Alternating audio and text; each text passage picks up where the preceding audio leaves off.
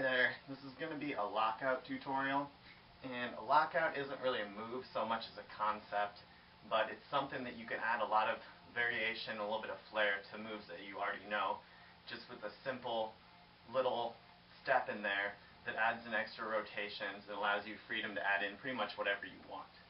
So, just a few basics. Basically, a lockout is just when you break whatever pattern you're doing, like that, and you just go in, you just add extra rotations in there. So from a weave, it's just a 3-beat forward weave.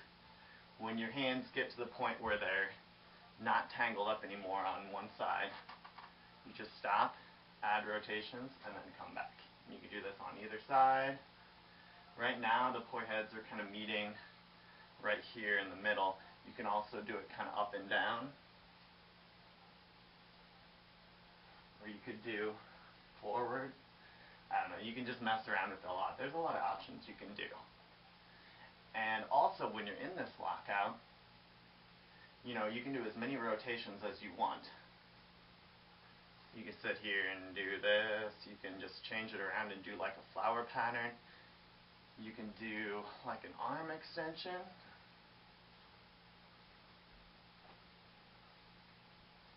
And you could do like an anti-spin flower pattern. Just kind of pretty much whatever you want to do. I mean, you could stall it a couple times or something, whatever. Just have fun with it. So, I've already showed you kind of the weave with a few lockouts in there. You can also do the same thing out of like a butterfly. So, doing my butterfly, I'm actually threading the needle, but you can do it from a regular butterfly too. So I want to do that. Just do one extra rotation above, or I could split them both out.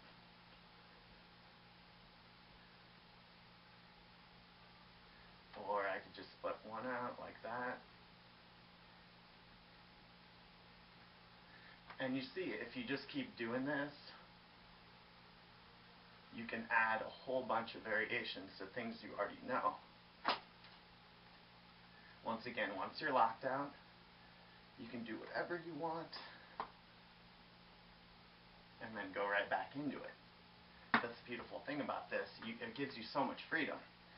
So say you're doing a windmill, and when your hands both come to the front, you can do a lockout. You can also do it in the back. It's a little trickier, but it's the same thing. You just lock your hands out when they're both on one side, or just kind of stop that pattern, and you can do whatever you want. You can use this as a transitioning tool. So say I want to go into an anti-spin wall plane flower, and then I can go right back into my windmill like I was doing before. You just use that lockout as a place to change what you're doing and go into something else and back into the pattern, or you can just add extra rotations,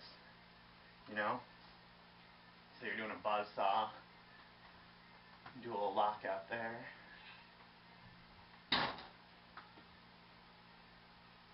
Something like this.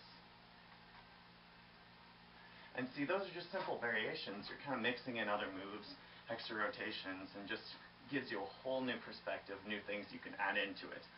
So you can do this on pretty much every move. I mean, it usually works well when your hands get to a point where they're not twisted up. But when you're doing the weave, you can do your lockout and then go into a 5-beat. So you can do something like this and then 5-beat back across.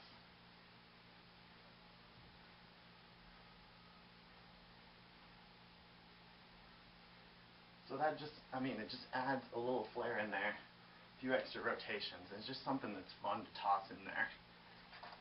So just mess around with that, see how many different moves you can do. This was not meant in any way to be an exhaustive list.